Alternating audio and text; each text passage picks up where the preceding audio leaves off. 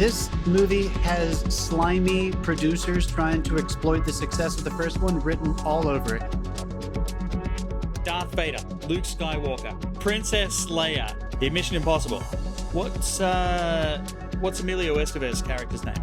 Fuck you. His name is Fuck You, Dave. That's what his fucking name is. Not even memorable enough for you to remember what they're called. Honestly, go fuck yourself. And I can't help that Woody wrote Andy a note in Toy Story 3. If I got a note that said, "Hey Jeff," and it turned out that it was that is literally the premise for Chucky.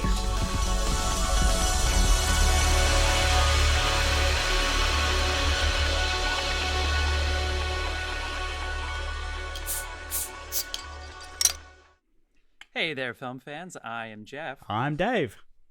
I'm John, and welcome back to The Love of Cinema, a pod in which we'll challenge one another to discuss movies, both new and old, with a strictly positive critical eye. Jeez. That's right. And to avoid any lazy negativity, we are making this a drinking game. Drinking game.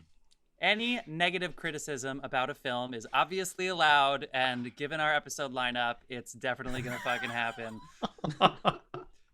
But that's not good enough for us. We want to keep it positive, people. So anytime we say something negative, or let's go ahead and say stupid about a film, you are going to hear this sound. That means that we need to take a drink, and we hope that anybody watching at home on Twitch or listening to us in the future on Apple Podcasts, Stitcher, or wherever else you found your podcasts, please drink along with us. So pour yourselves a glass and join us and give us up for the films we love. And as Jeff mentioned, a film that might need some love there at the end. Mm-hmm. I'm pretty sure, spoiler alert, Jeff might come down on the end of the bad side of this one. Yeah. I had already seen this movie before. I fell asleep during it, but I technically saw it.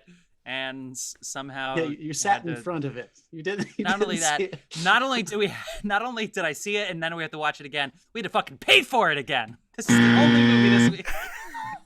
God damn it! Buzz during the intro. Nice. I should also let everybody know that we're definitely going to use some explicit content, especially about an hour in. We're gonna use some explicit content. I think that's enough of a setup. John, shout outs. Shout outs. All right, as always, we're going to give it up for our beer sponsor. We miss that man. He is making some delicious home brews in Queens, New York.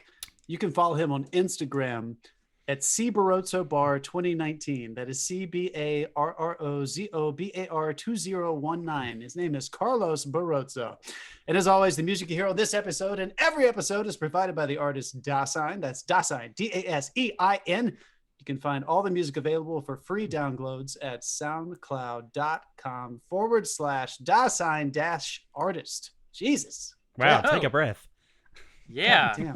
All right. Carlos beers, man. Cannot wait to get them. I got an SUV just to stock up on They Carlos really are beers. delightful. Fucking find that handle, message him. Yeah. He will talk to you about beer. He's getting certified. I think he just passed one of his first stages of getting that certification to become basically like the sommelier for beer. Yeah. He's like that's an Australian. Into it. Okay. So he's getting there, dude. He's going to be by the next time we see him when this fucking pandemic is over, dude. He is going to give us even better brews. He's going to talk to us about it. I'm so excited. Anyway, next time we watch a movie like Noah, we should have him on to recommend what beers would be like the best beers to watch for something. Oh, that's actually a good idea. Pairing some brews. Fuck yeah. We're throwing our ideas. We're printing our first drafts, as I like to say here on the podcast. All right, people, we're going to be talking about films from the year 2014. Now, some of you may be noticing one film on our list that is in our episode title, and you may be saying, Did that come out in the year 2014? And the answer is, technically it did. Technically, it premiered at least one festival in 2014, and we had a tricky time finding streamable movies this option, which is why we had to rent Noah. But so we included it in this do I list. buzz you for the pause? No.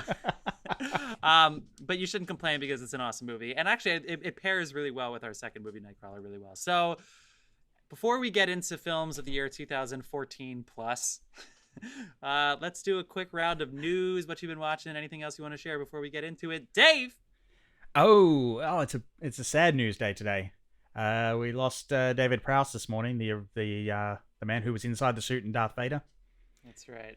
Oh, Yeah. that sucks. I didn't It's- know Saw that. Yeah, fuck. Yes, and in happier news, it's also the end of the moratorium on Disney not being able to use the Daredevil character with the Netflix licensing.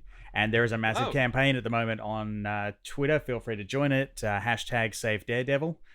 They're trying to get the main characters back for an actual MCU version.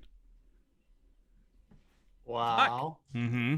I'm excited Pretty about tight. that. I mean, give me Pretty tight. Vincent D'Onofrio as Kingpin. There's no substitute. No substitute at all. Fuck. Wow. Nice. Yeah. No, I thought he was fucking awesome. Yeah, It was that. terrifying. All right. Anything else, Dave? Anything? That's all. I had a big movie week. I watched. I rewatched The Matrix. While I was looking through HBO, I noticed. Is that fourth one still supposed to come out? It is. They're still shooting. Spring? Yeah, they're still shooting. Okay. Yeah. I was going through HBO and I found the movie Prophecy. And it's an old angel battle film with Christopher Walken in it. And then I looked and it was like part of a collection. I'm like, wait a minute, they made like 5 of these. So the whole collection's on HBO. The first one is great. I haven't got to the second one yet, so I can't vouch for that. Wait, Christopher Walken is an angel? He's the angel Gabriel. Yes. God Hey! damn it. Ow! Yeah. Jesus! Ow! If that doesn't explain 2020, nothing does. So, and then I watched as well. I went. Okay, stop it. I went through. I went through Austin Powers, the first one, and I watched about a quarter of Goldmember before I couldn't fucking take it anymore. Yeah, Jeff's favorite. Jeff's favorite. I don't know if it's my favorite, but it's fun, man. Whatever. We already talked about Austin Powers. Go back in our feed. We talk about Austin Powers. It's great. Yeah. So much awesome. fun. John, what do you say? I'm sure a lot of listeners and watchers have been reading about that fucking monolith they found in Utah. That was pretty cool. Yes. That happened this week. Give it up for 2001. Suddenly gone again. Yeah. My favorite news this week, was texting these guys about it a little bit earlier. Netflix is signed up with Mr. David motherfucking Lynch for him to do another series. Apparently it's rumored it's got an $85 million budget, possibly for either 25 1 hour long episodes or anything between like 13 and 25 mini movies that could be like an hour and a half long. And with the Lynch equation, Wisteria, about $1 million, is what it's called. about $1 million works out to 1% of shit you just won't understand. So you got about a 15% chance of understanding what this is about. It's going to be a beautiful misunderstanding of this guy. I mean, God, he's getting so old too. He's just, I am so thankful he still has this ambition. But I mean, what the fuck could this possibly be about? Like, who knows? So I'm really excited for that. I didn't watch any extra movies. I have been reading The Historian, which is a pretty cool book about vampires, and I've been watching more West Wing. And then I crushed these movies and. We'll talk some shit about the last one. I resisted the last movie for so long. Amazing. I finished The Crown at the beginning of the week, way back Oh, yeah. when. I just lied straight to your face. I watched all of The Crown in like a night, and I forgot. That's good, right? that's how easily. Give me a Good one or two sentence review. I think it's wonderful. I think you mentioned last week that you thought it might be the best. I'll say this about this season. I felt about this season as I did about season 2. Which is, if anyone who watches that show, the actor playing the queen, for some reason in the second season, I feel like they chill out on trying to shove this version of who they are down your face, and they really relax with the environmental situations that are happening to them, which heighten what's happening to them personally. So just how I felt about Claire Foy in season 2, I think I loved this one for this age even more than last season. Yeah, they're writing to her strengths too. The queen is not that funny in real life, and she is unbelievable. Bow down, I know. before Olivia Colman, dude. She is fucking unreal. She did it, quote unquote, in character, if you will. But like, there is something Billy Joel and like all this stupid shit that probably is just not realistic. She did an impression at some point. Anyway, we can't talk about The Crown. Yeah, The Crown's fun. I'm with you. So I finished that, and then I'm starting The Queen's Gambit tonight. I'm definitely starting The Queen's Gambit tonight. Family came for Thanksgiving, and we wanted a Thanksgiving movie. I believe we looked it up, and there was really only one. So we watched Planes, Trains, and Automobiles. Oh, yeah. On Thanksgiving. That is night. a Thanksgiving movie if there was ever one. I'd never seen it, and I every single time I see a John Hughes movie I haven't seen before, I sit there and I go, I need to stop everything I'm doing until I've seen them all. Like, why haven't I seen Uncle Buck? Why haven't I seen Weird Science? Just do it. I just do it, and I haven't done them all, but it's on my list. We're gonna rewatch some soon. Some early '90s John Hughes, wink, wink. Some holiday movies coming up soon, for sure on the pod. Let's keep it moving. Let's do it. Films 2014. Yeah. Ex Machina is obviously the best movie from 2014. Like, everybody can say it. That's why the Oscars of 2016 were like, we need to keep talking about this movie. So 2014, number one movie at the box office is kind of a bummer. Does anybody know what it was? Did anybody catch it? You sent it to us. Look it up. No, I did. I purposefully did not include the highest grossing films. Anyway, I'll spoil the fun. 2014, the highest grossing film was Transformers: Age of Extinction. What? Oh yeah, that makes sense. I mean, all the Transformer movies made so much money, especially overseas. But quick little tidbit about that. I went and saw that in the theaters, and I do not remember the storyline. I remember consciously thinking about halfway through, I have no idea what's happening. Has anybody ever seen that movie? You have no idea what is going on for the last half of it. Keep going. I remember going and seeing the first one, and I had no idea what was happening or what Optimus Prime was saying. It was same. Unintelligible. It was Shia LaBeouf can't not play Jewish, and Megan Fox is a nice butt. That was the first movie. Let me take a guess at number 2. That sounds chauvinistic, but that is what it was. Let me take a guess at the second grossing. Big Hero 6? No, that's actually number 11, dude. This is a crazy time in movies. Hobbit: Battle of the Five Armies, $956 million. Yeah, that's a good one too. That's probably the best. And then, Hobbit come movie. on, number 3, Dave. Number 3, I believe I'm gonna go ahead and say one of Dave's favorite movies of all time, even though I have no basis on that. Guardians of the Galaxy, number 3. I was gonna say, what Marvel movie came out that year? That's in my top 10. Scott Pilgrim's my favorite movie of all time. There you go. And then Maleficent comes in at number 4. You got Hunger Games: Mockingjay Part 1, which is really where you were like, damn it, that book should not have been split up into 2 movies. Oh, man. Yeah, like all the Hobbits. Look, Jennifer Lawrence is good. Nobody can say that she's not. She did not even try to pretend to like PETA. Like not 1 second do you ever think she actually cares about PETA. And the whole point of that movie is that she's the only one who's supposed to be obsessed with PETA, and it tanks the whole movie for me. Okay. X-Men: Days of Future Past. It's pretty fun. That's a good one. It's better on the rewatch. Yeah. Yeah, that's good. Lego movie? Where's that? Where's the Lego movie? That must have done Not well. in the top 10. Amazing Spider-Man 2.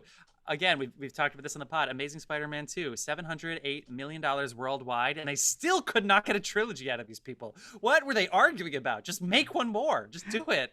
God, it was so ridiculous. Andrew Garfield's Come on, Andrew. I'm walking. $708 million. Just do it. Make one more. Make your $20 million and get out of there.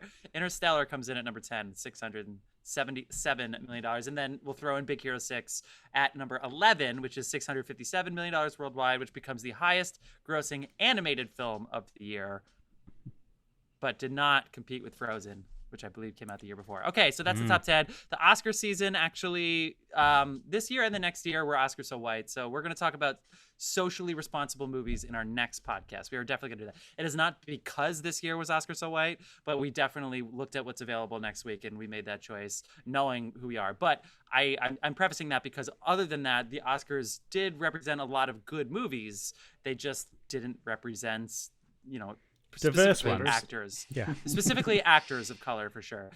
So the big winner was Birdman. Birdman won a bunch of Oscars, including Best Director, Amazing. Best Screenplay, Best Picture. That's Inarritu's first of 2. He'll win in 2015 for The Revenant.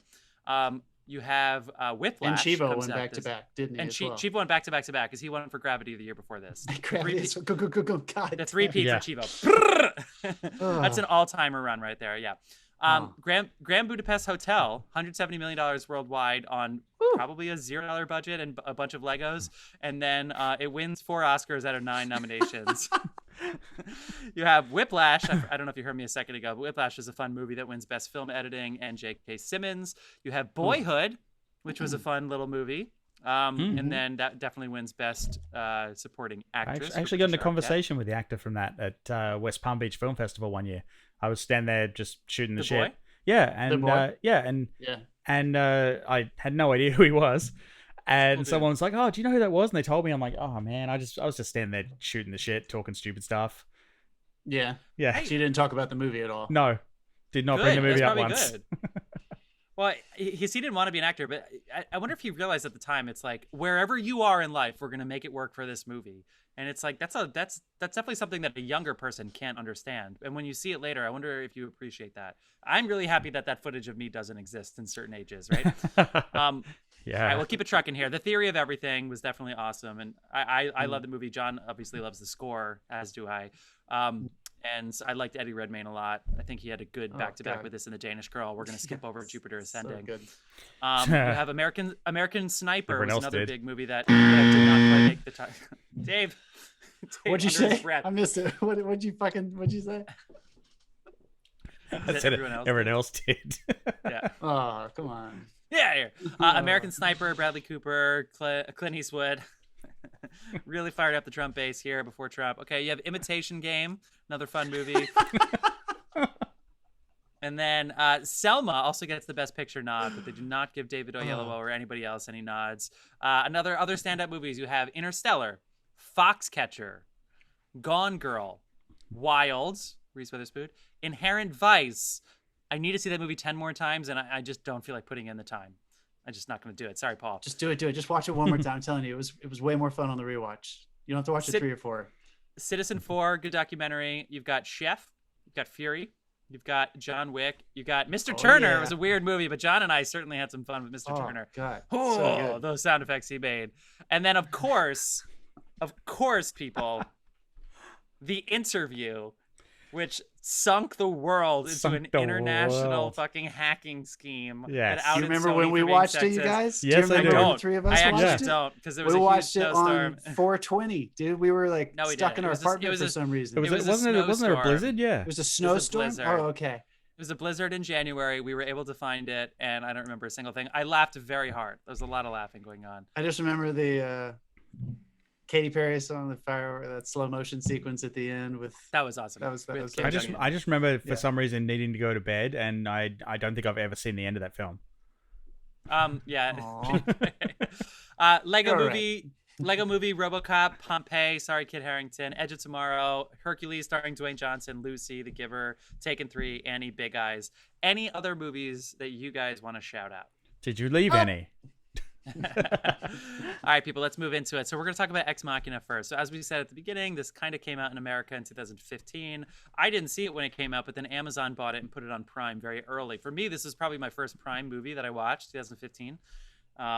Movie's fucking awesome. So the IMDb description of what this movie is a young programmer is selected to participate in a groundbreaking experiment in synthetic intelligence by evaluating the human qualities of a highly advanced humanoid AI.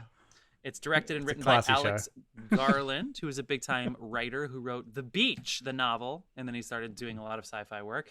It stars basically just 3 people, and then, well, I guess 4. Oscar Isaac, Domhnall Gleeson, Alicia Vikander, and Sonoya Mizuno. There is a longer description, which is You know, Caleb, it wasn't until this rewatch that I realized that was bloody Bill Weasley in this. Oh, yeah. I bro. never put it together. Yeah, Really? this is he had a huge year the next year where you have Brooklyn and Star Wars Yep. and some other shit. Like he had a big time, as did Oscar Isaac, and Alicia Vikander obviously would win an Oscar for Danish Girl next year. Caleb, who's Domhnall Gleeson, 26-year-old programmer and coder at the world's largest internet company. It's Google.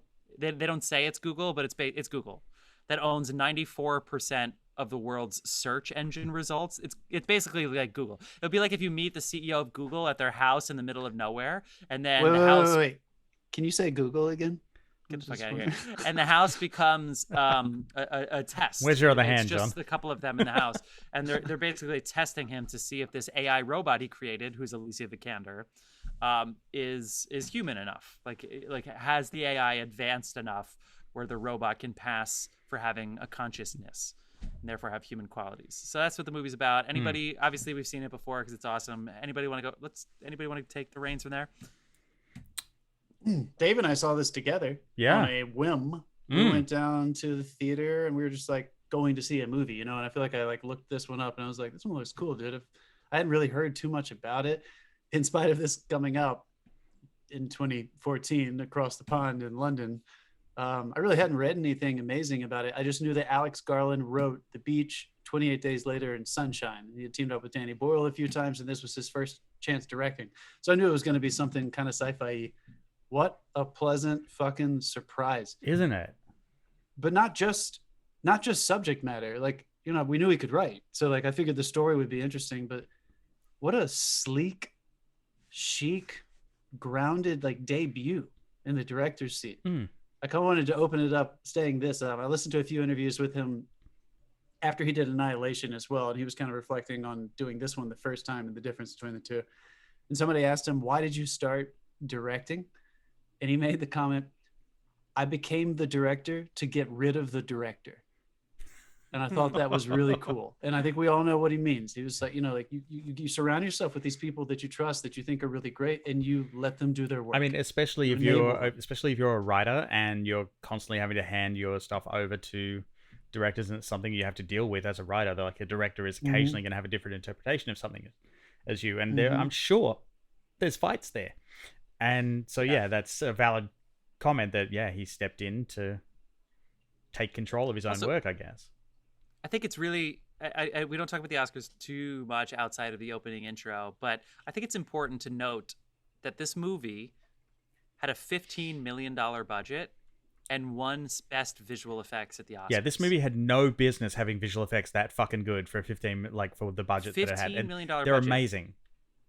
Like usually the films that are nominated for that are Star Wars, or Interstellar was probably nominated for this year.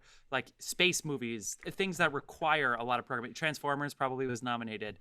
They all have $200 million budgets. This had a $15 million budget. Yeah, I mean, also, basically, the actors work to clue anyone who hasn't seen it, like we've got the poster up in the middle at the moment, and you can see that in the middle of the android Ava, there is no stomach. It goes clear, and you just see the internal workings of the android itself.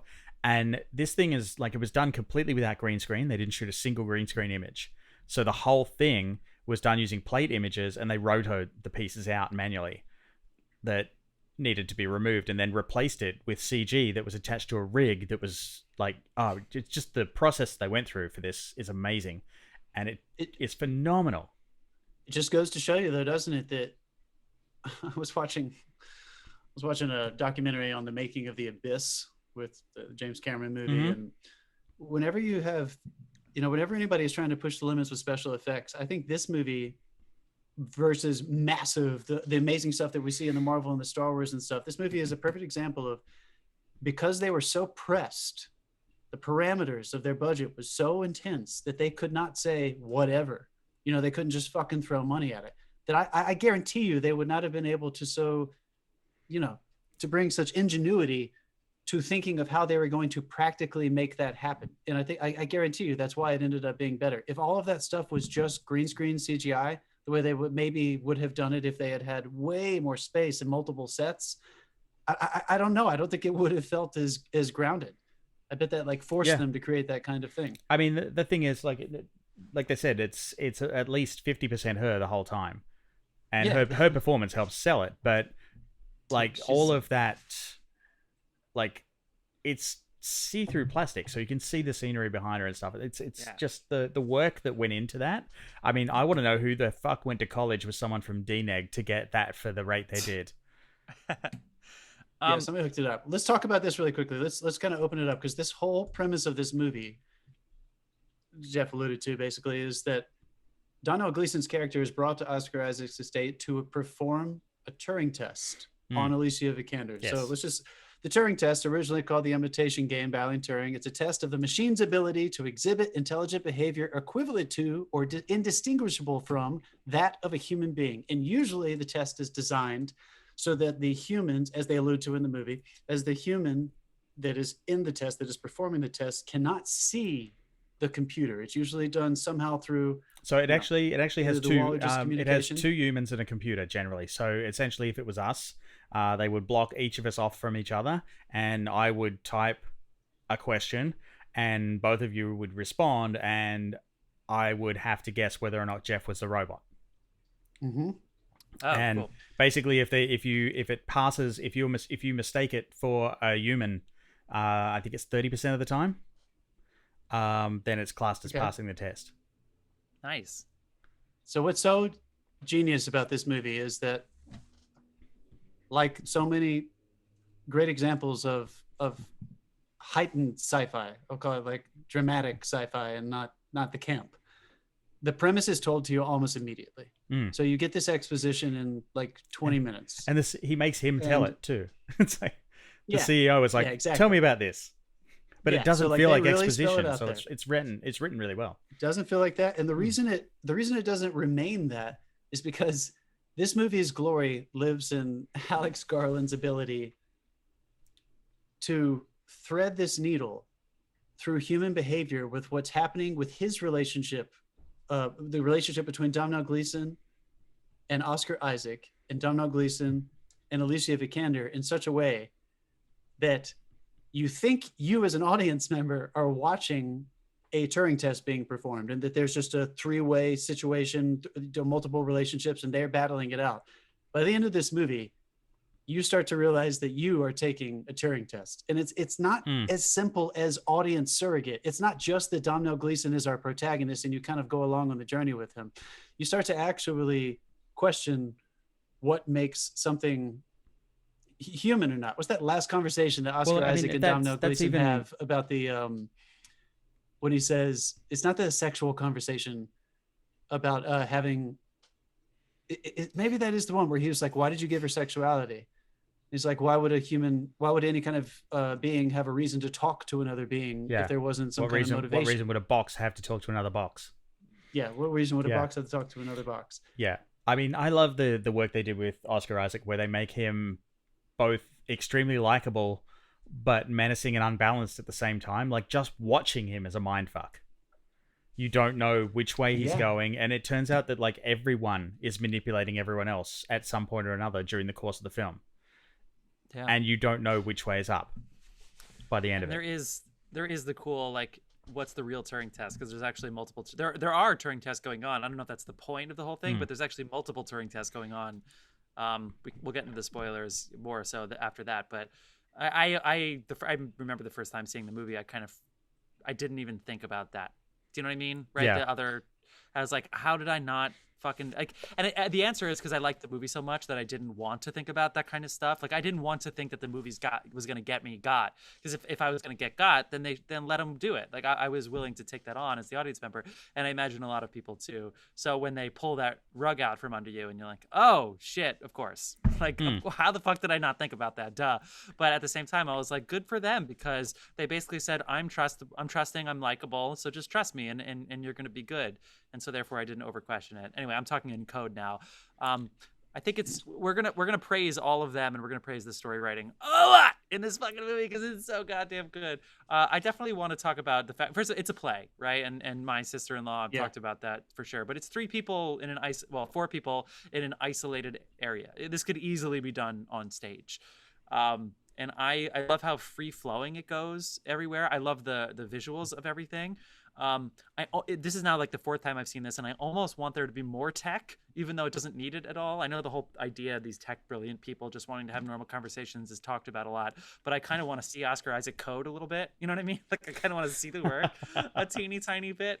But my biggest takeaway, as always, is just Alicia Vikander and just the way that she developed. I had already seen A Royal Affair by the time I had seen this film, but this is the second time I had seen her, and I knew she was doing something that takes this movie to just a whole separate level. Even if Domhnall and Isaac nail their scenes, which obviously they did, they're great. It's my favorite Domhnall Gleeson performance that I saw him on stage once. That was great. All the movies, he's good, but he's better. There's just another element.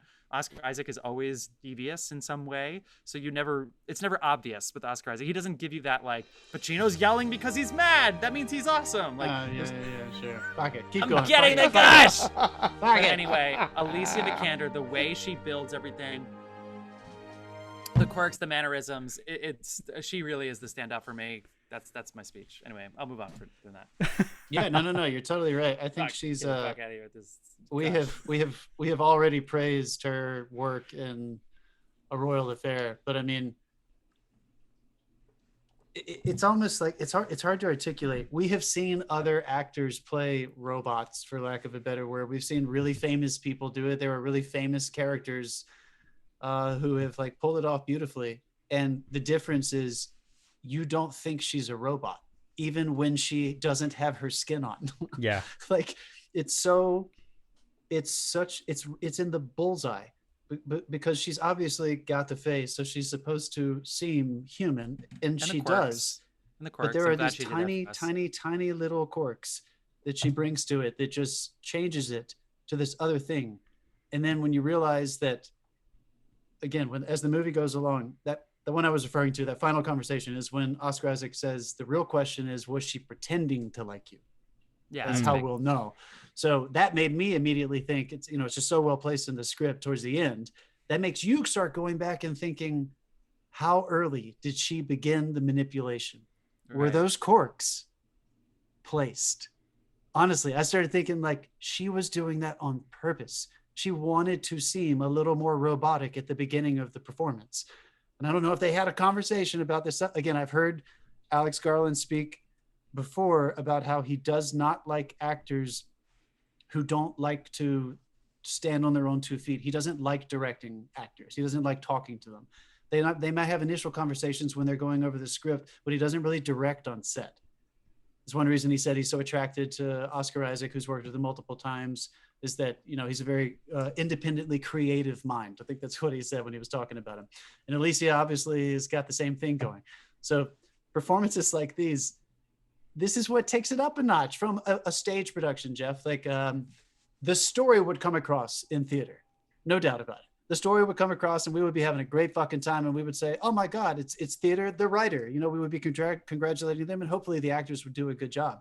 But the acting in this is so intimate, and the way they cover it, it's terrifying in some ways, but it's so grounded in realism that I think it takes it to another level, that you walk away from this thing just how you said at the beginning. It's not a gotcha, even though it's a gotcha, because it's a drama. It's just a drama. It's a 3-person character drama. 4, I guess, technically, counting the other one. I knew it was coming. I didn't know when it would happen. Yeah. Oh, no. This is definitely going to happen. Yeah, it's definitely going to happen. We hate this movie. Well, they do something. Nightcrawler, we're going to talk about later, but I'll spoil the fun a little bit for Nightcrawler. It always lands a little bit under, and there's some things that movies, simple, especially small movies like these, where there's only a couple characters that you follow. What is it that takes them to that next level? We talked about Dog Day Afternoon a week or two ago. What is it that catapulted that into the stratosphere from just this little single set piece? Like, what did it? And Ex Machina, I think what it is if I were to ask you guys, what is the movie actually about? All of our answers would be a little bit different. And I think that's what does it. If we said, what is Nightcrawler about? We'd probably stutter. I don't even know how to fucking answer that question. But like this movie, what's it about? Also, is it about the AI takeover? All right. Is it about human? Like, I think it's cool. Well, all right. I'm gonna pass on to Dave. We haven't let Dave talk. He's just been gushing. No, I've said this before. I just want to finish this thought. I've said this before when we were talking about Star Wars and a couple other movies. Great sci-fi transcends all of its themes, transcend its story. And when sci-fi is pulled off well, it talks about fucking everything. What is this movie about? It's about us. Like, you can find yourself in every character. Yeah, it's about fucking life. Like, go, Dave. Go off, dude. Dude, I mean, like, just from a cinematography standpoint, like the second unit filming on this would have been the best fucking camping trip ever. I can tell you, because like, like every time they cut to establishing shot, it's and all I believe all that was shot on film, and then they shot the other stuff, the digital stuff, in the house. Wow. But cool. The amount of glass that is flying around this this house is a cinematographer's nightmare, and they nailed it. Like, they've got visual effects filming through glass. Like, that is the hardest thing in the damn world to do. And again, it's just a tiny little budget. There's reflections everywhere. I mean, hats off to whoever was watching those like dailies and shit and going, oh no, person there. Because let's face it, the Mandalorian can't do it. Oh Dave. Shit. Shaded Mando. No, it was Game of Thrones. No, Mandalorian. Dave, this you're week. Totally right, dude. Crew guy. Crew t-shirt guy. Watch it. Yeah, he's in the background. He was in the. Dude. You won't see it now because they took it out. They painted him out. But Reddit actually released a photo of the t-shirt crew guy action figure. Yeah, it was beautiful. It was a beautiful thing. So good. Dan, I do want to touch on what you said though about the second unit. Everyone who hasn't seen this movie yet, he's referring to inside this research facility, which is Oscar Isaac's house. It's as high tech and chic and, you know, as you think it could possibly get. And then on the outside, in between basically every section, we cut out, don't we? And we go to this amazing estate he has, just so much nature. It's like technology, nature. It's like a bunker, nature. And it's then, two worlds that you flip between. And it's high, it takes it higher than that. There's the Shakespearean theme. My sister actually wrote a thesis on it. Man versus nature versus human nature. And I feel like this movie that's considering destroyed exactly what this argument is all about. Funny you should mention that because The Tempest was loosely one of the inspirations for this. Yeah, I mean, Tempest is awesome. right there in the pocket, right? And I think it's something that is so available. When you think about it, I wonder if Alex Garland said to himself, "My God, is this too on the fucking nose? Like talking about existence and showing nature, is it too much?" And the answer is, yeah. Go. If you can get 3 solid actors doing the talking, and a crew that pulled off what they pulled off, If you can earn those juxtapositions, then it's one of those things that a lesser filmmaker may have said it's going to be cheesy. I mean, but when you earn it, it's not fucking cheesy what is at it? all. For the last 4 or 5 minutes of this film, there's no dialogue. As well, the climax of the film has no dialogue. It's definitely the movie where if you watch to the end, especially with somebody else, you're going to talk about the ending, and that definitely puts it into the great play category. But why does she do what she does? And you could say, well, they spoiled it ahead of time. They gave you they planted the seeds. Game of Thrones used to be really good at that, since you already mentioned that before season 7 and 8. But like they used to plant the seeds. Damn it! But they planted the seeds in episode 2 that ended up with coming up in episode 9. He thinks he can sneak these in, but he just can't. Yeah, but so you think, and again, this is what elevates it to that next level, because that's not really what it's about. Yeah, she's manipulating him, and we know that, but that doesn't mean she needs to fuck him over and kill him. So why does she do it? And again, if we all answer that question, we would probably all have a different answer to that question. Why does she do it? Why does she need to be cruel? Or why does she do that to Domhnall? And again, we would all probably have theories, but one thing that we do know for sure is we can't stop thinking about it. What do you think she did it? What do you think she did it, Jeff? I honestly, I have no idea. I don't think her motivations were evil. I think her motivations were like protective. She was basically protecting herself. She was trying to escape, because it's that just before that door closes, that one glance of regret back in his direction. And it's like... Oh, is it? That's your interpretation? Yeah, I don't know if she was regretting it, or is she just a fucking robot and she's moving on because she's finally going outside? Yeah. Might not be regret. Also, I mean, the safest answer would be he knows too much. So there would be somebody out in the world that knows something, and she wants to be free. There's also something to be said about when first couple times I saw this, when she finally arrives at her street corner that Jeff is referring to, this thing she had talked about, where would you go if you could go anywhere if you got out? And she says, I would go to a busy pedestrian traffic corner. And that's one of the best fucking shots in the film. It's beautiful. The reverse upside down. God, it's fucking perfect. It's like if you go to the Cloud Gate at Chicago, and the angles are it's worth watching the whole movie just for that one shot.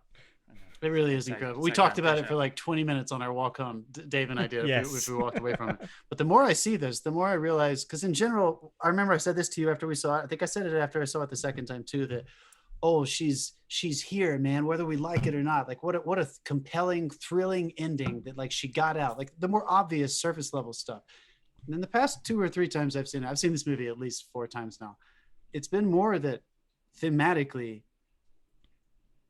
that fear that every human being has about the unknown of artificial intelligence, which lies somewhere in that space between what we think is consciousness and what we might project onto something that could be conscious. It is scary because it is truly unknown. And now every time I watch that ending and she looks in that reflection in the window and then she disappears into the crowd, it just says so perfectly through the language of cinema that you're never going to get rid of that feeling now. Alex Garland has brought that into existence for you. It's no longer a theory. It already exists. So I kind of feel like, and he's so involved. I don't know if anyone watched Devs, his series that came out on Hulu this year. I did. but he's so into, he has such an interesting relationship with the computer science and artificial intelligence community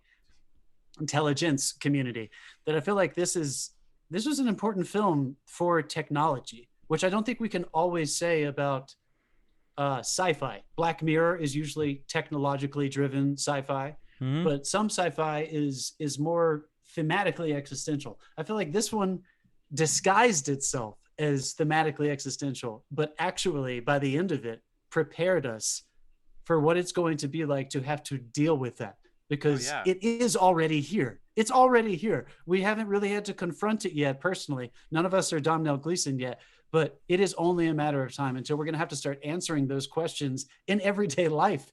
And I'm scared, but I also feel like I've had a glimpse into it and now I can't run from it. So I feel like, this movie just gives me all of that. Yeah, baby. The double gush! All right, we're going. I feel like there's still stuff left on the table, but say something else. So wait, I feel like each of you had one more thing you wanted to say. I feel like you did. I did. I really did like the fact that with the lighting, it was because they were in a built-in set. The whole house was built on a set. I think at Pinewood.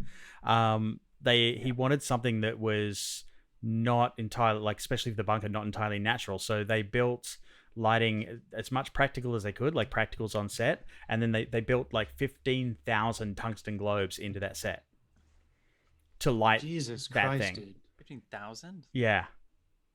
Well, they always show the shot in the hallway with her as their promotional stuff, so they're obviously very proud of that shot where she finally sees the faces on the wall. But it's the room, all the other rooms that aren't the really brightly lit corridor. There's embedded in that set, all of those sets is about 15,000 tungsten globes. Oh my God. Yeah, it was cool. beautiful. I can't wait till I have that much light to play with. That's going to be amazing. and just as many mirrors and windows. Yeah. I think the only thing that I left on the bone that I would love to say is I love that she's not the best model. He says that Oscar Isaac says she's a continuum, like iPhone 4 was the best until the iPhone 5 came out, and then that was the best, and she's not the best. There's another thing, but she's out now. So even though she is noticeably flawed, she's out.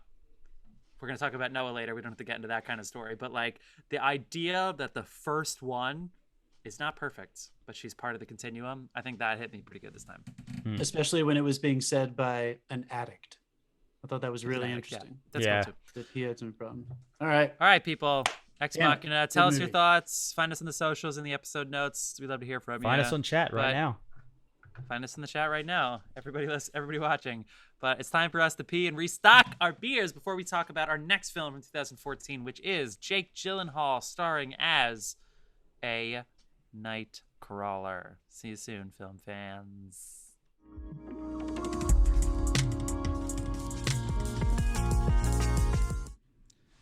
Hey, and we're back! We're back. We're back, baby. Hey there. Film fans, we are back. We had so much fun talking about Ex Machina, a movie that we fucking hated. Just kidding. We love that movie. But it's okay. We got Nightcrawler here. Things are going to be a little different. Personally, I can speak to that a little bit. But here we go. We got Nightcrawler. This is Nightcrawler starring Jake Gyllenhaal, 2014. Directed and written by Dan Gilroy. Recognize that last name? It's because his brother Tony Gilroy is also a filmmaker. 2014. I believe this is Dan Gilroy's directing debut. I could be wrong about that. I think you're right there. Renee Russo, Bill Paxton, and Riz Ahmed. And also Robert Elswit was the cinematographer who went on to film There Will Be Blood. Well, yeah, fuck. Wow. That's his Oscar, right? There Will Be Blood. Man, okay, so you got good shit. When Louis Bloom, a con man, desperate for work, muscles into the world of LA crime journalism, he blurs the line between observer and participant to become the star of his own story. You know, sometimes I read these taglines and I wish... I like Nightcrawler. I'll spoil the fun a little bit here. I usually just give the setup. I like Nightcrawler. That review that I just read is better than the movie I saw. Get on. No. I get the gimmick. I understand the gimmick. Here's what the movie actually is.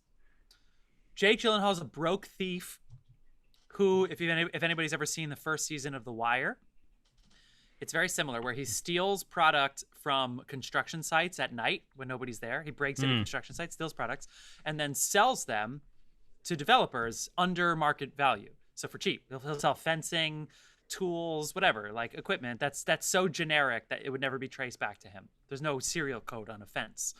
And he's a criminal, but he doesn't want to be. He reads self-help books and entrepreneurial books, and then he wants to better himself, and he wants to make more money, and he wants to take ownership of his own life.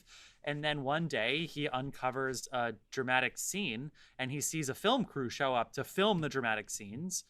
That film crew, he finds out, sells that footage to morning news shows. And he says, wait a second, that's pretty interesting. So if I buy a police scanner and a camcorder, I can film, I can go around at night and try to find violent crime, film it, and sell it to the morning TV show for money. And that can be my job. And I can make my own schedule. I can be an entrepreneur. I can have my own company. So that's what he does. And then I do think that the movie does progress, but it never gets into that Ex Machina territory. And it never does exactly what this is, which is he becomes the star of his own story.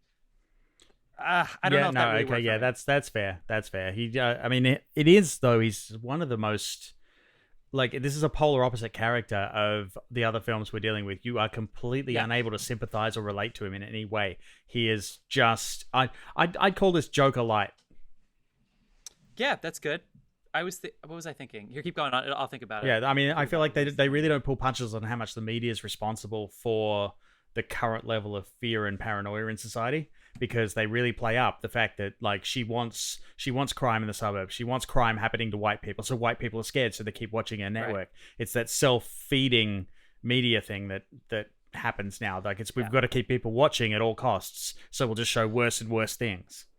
And they really play on that. I'm chatty off the top, but I'll pass it along to this. This is part of the premise of the movie. And this is why I think it's an important movie to see, even if it didn't quite land for me. Again, I hate that I keep spoiling the fun right off the bat. But this is a movie for the generation that I should preface this by saying pre-George Floyd, because I do think that the floodgates really opened with the George Floyd video in 2020. But pre-George Floyd, you would watch these viral videos of someone getting their ass beat or someone getting pushed on a platform of a train, and you would inevitably get these conversations following saying, why did you keep filming that and not do something to help? Like, I know that we're glad to see this viral content of someone getting their ass beat, but at what point did you think, wait a second, this footage is more important than me stepping in and doing something? Now, obviously, when it comes to police brutality and racial violence, that's a whole different situation, because you can't, when cops have guns and mace and stuff, you can't do anything about that. But for, like, just domestic crime or something, it's like, why are you filming this and not doing something? This movie is for that generation. And the news, not to make it too much about 2020 or 2016, but the fact that, and I'm going to go ahead and guess that quote that they said is true. As of 2014, for every 30-minute news segment, only 22 seconds is devoted to politics, economics, and international affairs. The majority of news is dedicated to crime. Unless you're watching CNN or Fox. That's right. Well, yeah, of course. In which case, like, 100% is devoted to politics. Things are changed now, but yeah. I can't watch the local news. I'm from New York too, so it was always like a stabbing in the Bronx, and I'm like, I'm in New Jersey. Like, this doesn't affect me at all. It's like that thing they created, the Citizen app, that tells you where the local crime's happening in your neighborhood. And like, I out of curiosity, I installed that in my phone, and it lasted 30 seconds. I got it to fuck off there, because I don't need that level of detail in my neighborhood. Same. Fuck that. So anyway, it's an important movie. I don't really know what the plot is, other than Jake Gyllenhaal goes around trying to film violent crime, and you guys can take it from there, all the stuff that happens and what it means and stuff. But I do think it's important. I think that's what it's really about. It's a mirror to us and saying somebody out there is gathering this information that we consume willingly. If I get a message that says this violent crime happened, it's definitely it's an accusatory film.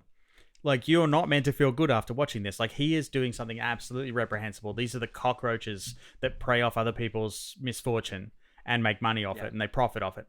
And the movie gives you, like, weird feelings. Like, okay, I'm along for the ride at the beginning, because it's like, where's this going? And then we get to the point, like, when he gets to the accident and the body's not in the right position to get a good shot, so he drags the body. And I'm like, okay, that's the line.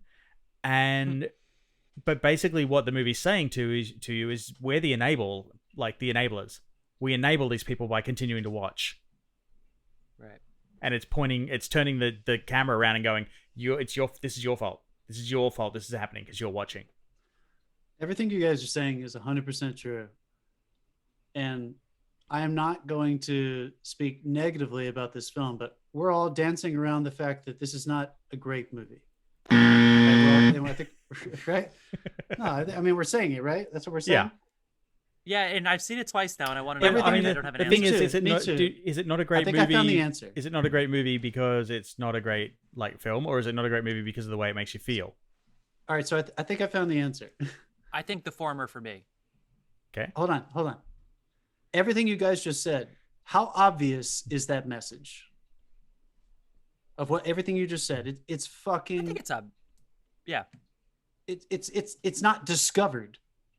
It's super fucking clear. The horse is dead like 20 minutes into the movie, right? Yeah, they so really ram it down your throat. This is what I kept thinking about, and the fact I noticed that Robert Elswit did this one this time around. Great. I don't think it's beautiful. It's fucking gorgeous.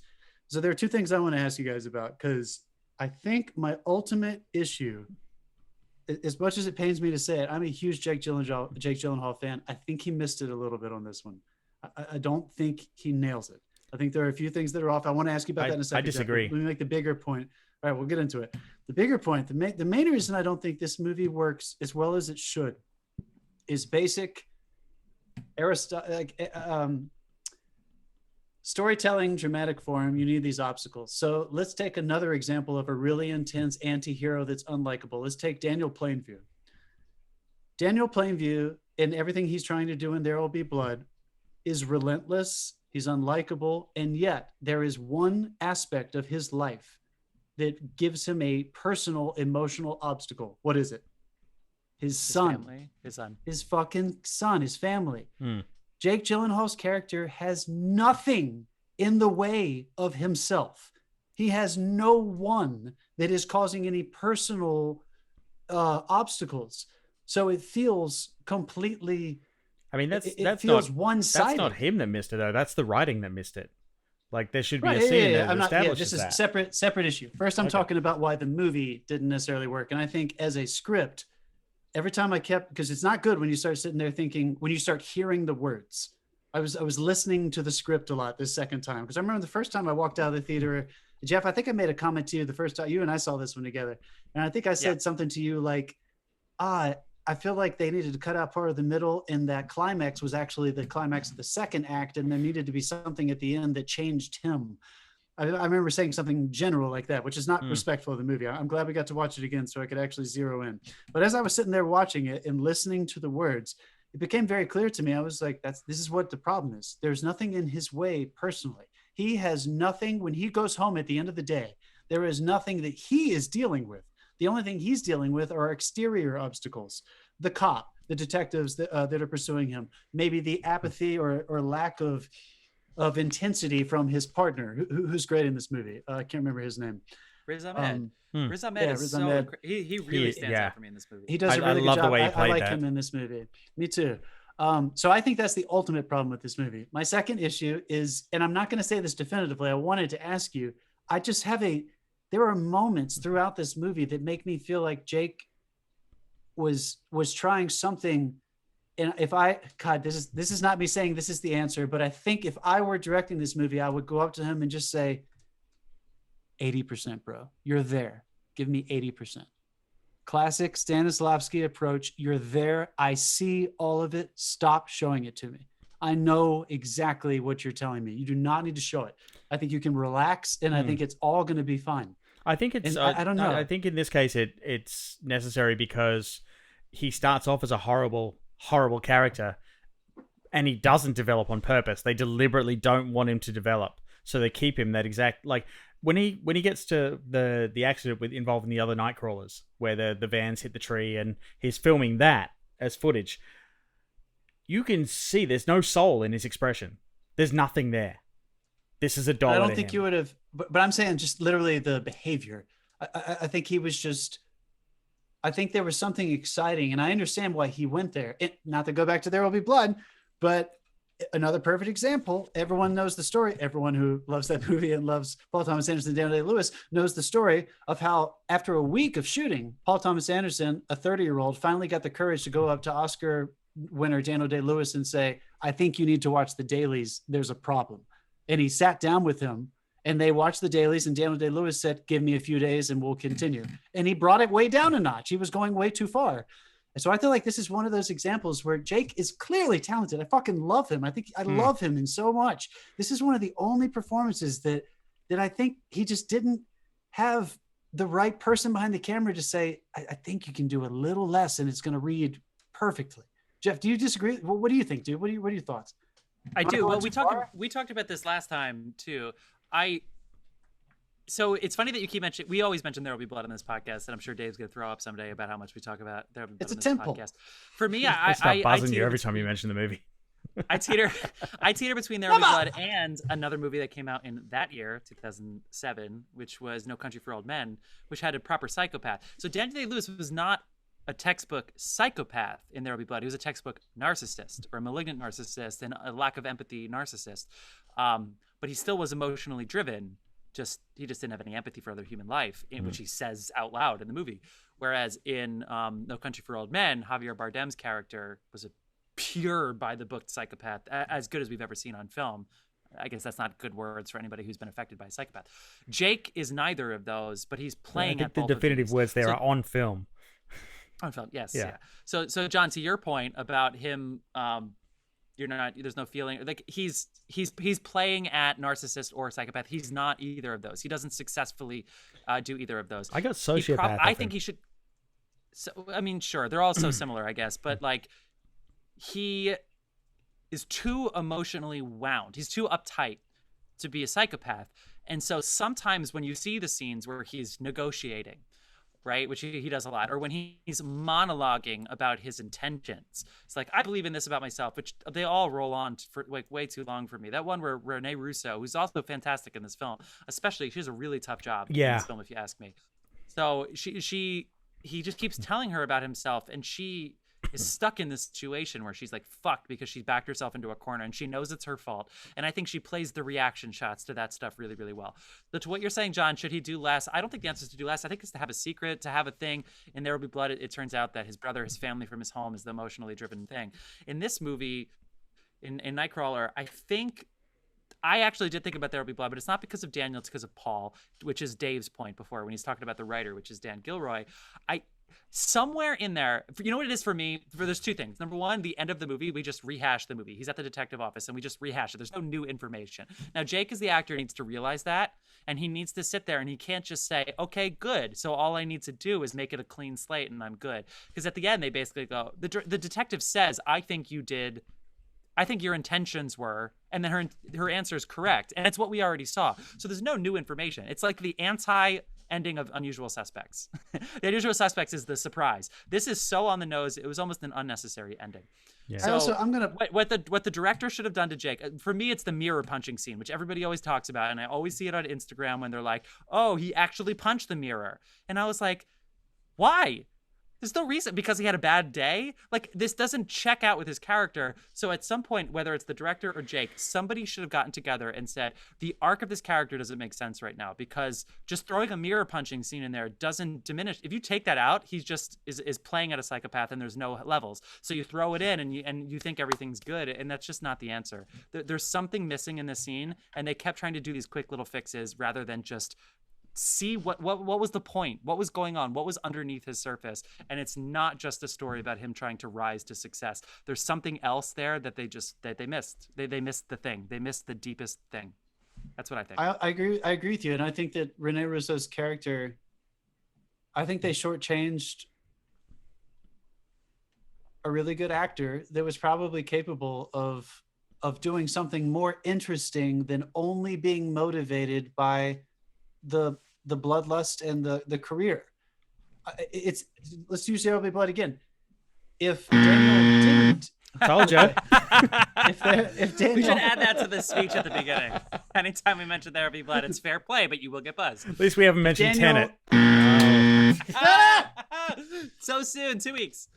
If Daniel didn't have his son and the issues that he was dealing with alone, and the brother, the whole giant brother sequence in the middle. And it was only Daniel, what's Paul's character? Daniel. Anyway, Paul Dano's character. Eli. Thank you. If he only had him, then it would feel like a device. It would feel like we were being manipulated with something, the polar opposite of him that was in his way. Well, it's almost like the counterpoint. It's not the polar opposite, the counterpoint. Rene Russo was necessary because she was kind of the gatekeeper. And at the same time, she was supposed to enable the humanity inside of Jake Gyllenhaal's character, because he actually wanted her for more than just access to that career. The problem was, we didn't have any other outlet into his humanity. We never got to see him. I don't think that mirror scene is a good outlet of his humanity. I felt like it was divicey. Correct. Exactly. I felt like he was devoid of humanity from the get-go. Which is all right. So just do it. Play a psychopath. So that's all right. So hold on, wait. That's interesting, isn't it? If we were sitting around and we were trying to pitch a movie to each other, and we were like, all right, we have this character. He might be a psychopath, maybe a sociopath. What is our biggest struggle going to be as storytellers? How are we going to show him grapple with his humanity? It can't only be sexually and career driven. We have to have something that is completely internal. And Dan Gilroy wrote a couple of good things I really like. The Fall is one of my favorite movies. This is missing a very important aspect to its protagonist. There is no internal struggle. There's none. The only time he struggles with Rene Russo is in front of Rene Russo. So we don't ever get to see him outside of that mirror scene, which again, I think we've handled that. I think it's forced. That's not a personal struggle. That's a negotiation. You know what I mean? That's not even really. We definitely have some performance issues there and stuff, but I do like the message behind the film. Let's step back. Let's pull back. We'll pull back off of Jake. We got our Jake out of us. Yeah, and also this is another one where they mix media too. They filmed what? What do you got, John? Shut up. Keep going. Why are you so shouty, John? John's shouty today. He thought I was going to be shouty because I just finished Noah an hour before he filmed this. Very excited. Screaming at us. Say your thought. No. I wanted to bring it back to the cinematography, because the note I made at the beginning was what an opening shot. Like the opening montage is fantastic, and it's LA at night. There's devoid of people. There's nothing, and I felt like that really set the scene. And like this was another one where they mixed digital and film again. So to all those naysayers who are like, you can't tell the difference, you can't tell. Same the difference. deal. Second unit film. No. They the night scenes. Stuff? It was the night scenes were shot on digital, because they needed the lower light and the crispness, and the day scenes were all shot on 35mm. Do you know if this was Elswit's call? Was that something he brought to the table? Yeah, he wanted to create two distinctly different worlds.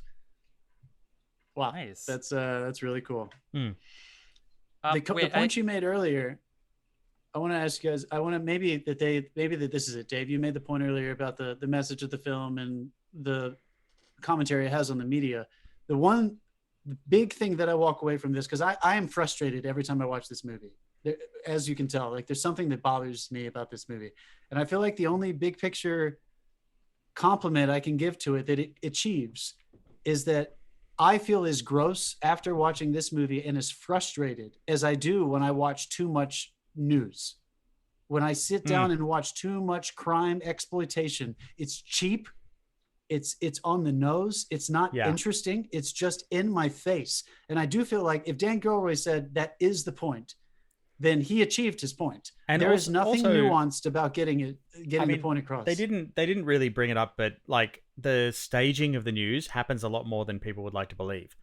Like there was a famous incident back in Australia a couple of years ago. They have schoolies, which is basically like spring break, but it's the end of like once everyone's finished high school, they go to schoolies on the Gold Coast and they party their ass off and trash the place and do all sorts of crazy stuff. Yeah. There was like culturally approved. Like for this week, they block it off, and that's it. You get an armband so you can get your alcohol and whatever.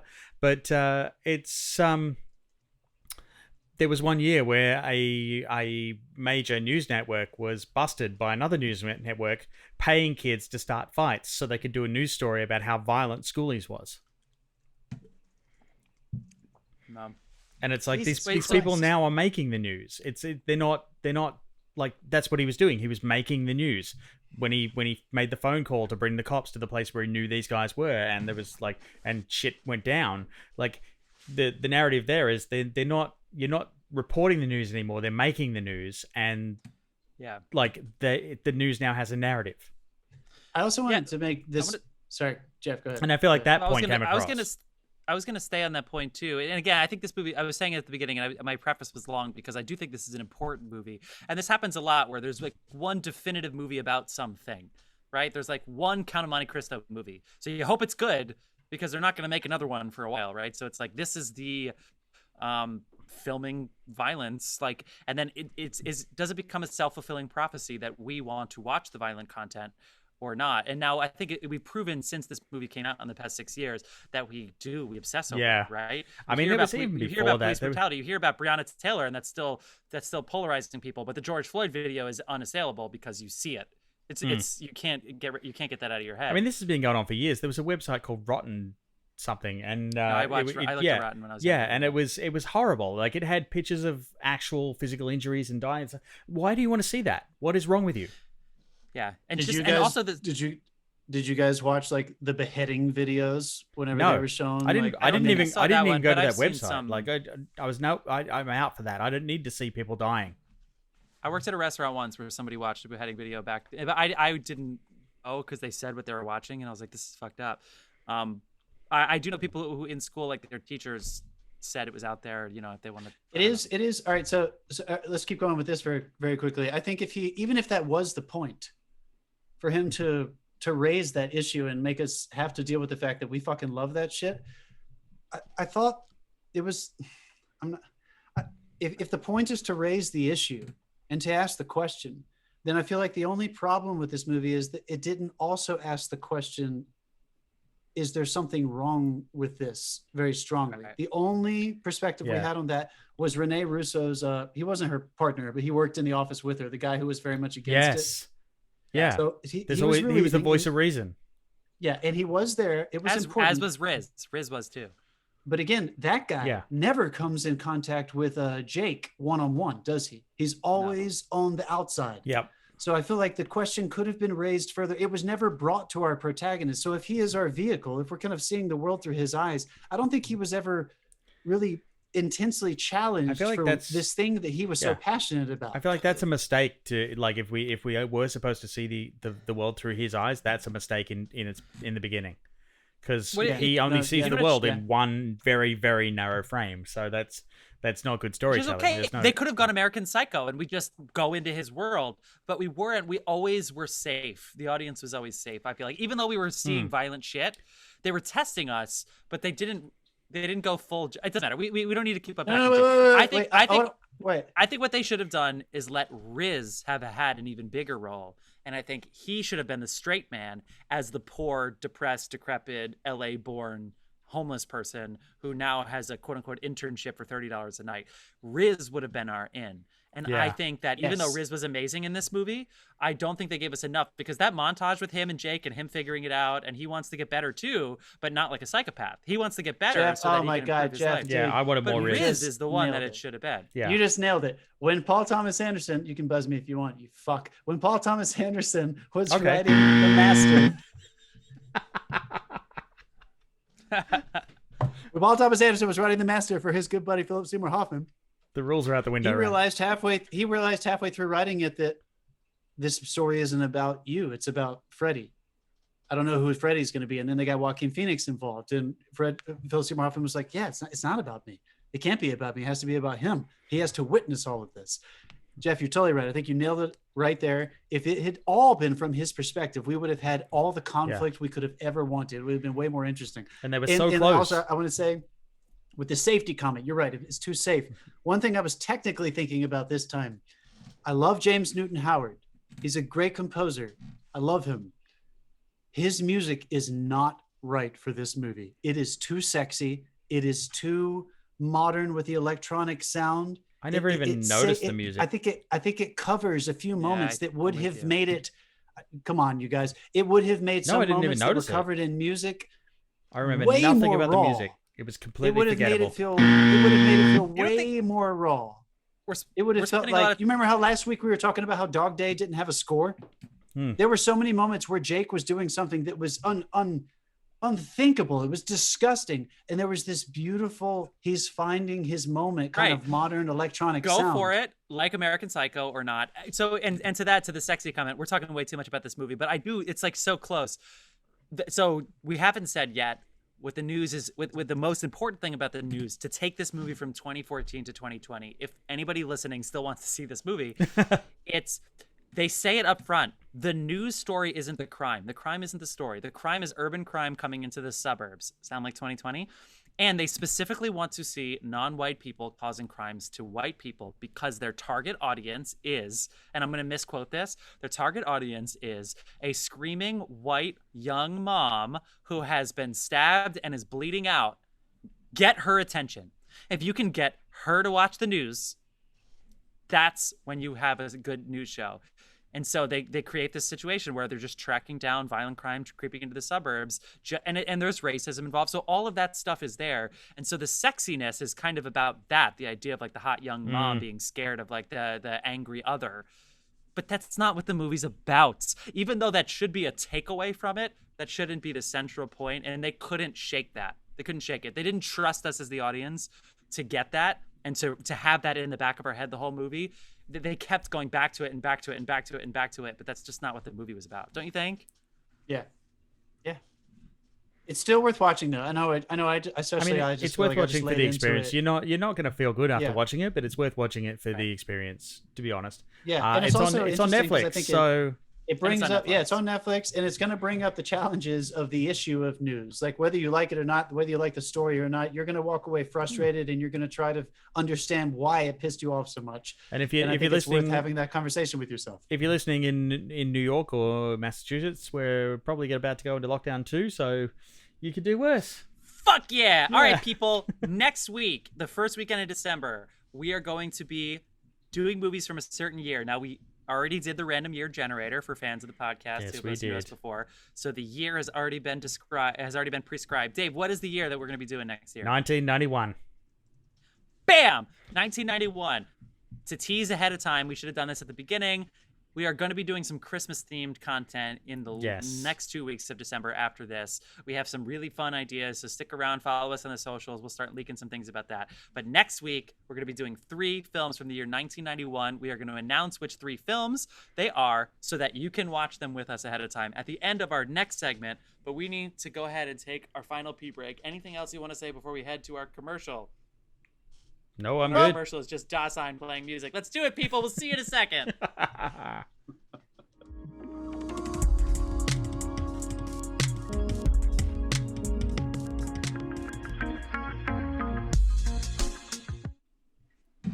And we're back! Strap yourselves in. It's about to get real. We've refilled. All right, people. Jesus. Like we said at the end of this segment, we're going to announce the 3 films from 1991 that we will be discussing on next week's podcast. They are all streamable, if I remember correctly. I hope Dave wrote them down. I wrote them down. Force a habit. He's going to announce them. He's going to announce them at the end of this segment. But we got to do our redemption segment, people. This is our redemption segment. Or was it really that bad? The answer is yes. We're talking about Noah, people. This is 2014. Jesus. Okay, we're off to a slow start. All right, this is 2014. This is Noah. This is Darren Aronofsky. Or as we like to call it, director, Lord of the Rings, the biblical addiction. That's right. I actually you insult Lord of the Rings, Dave. Idea. Fuck Lord of the Rings. Guys, I had no idea Helm's Deep. Guys, I had no idea Helm's Deep was based off a true story. Come on. Oh my gosh. Okay, so we're talking about Noah. Please people. continue. Did you just say written and directed true story? Get the fuck out of here. Guys, so everybody on the that's for you, John.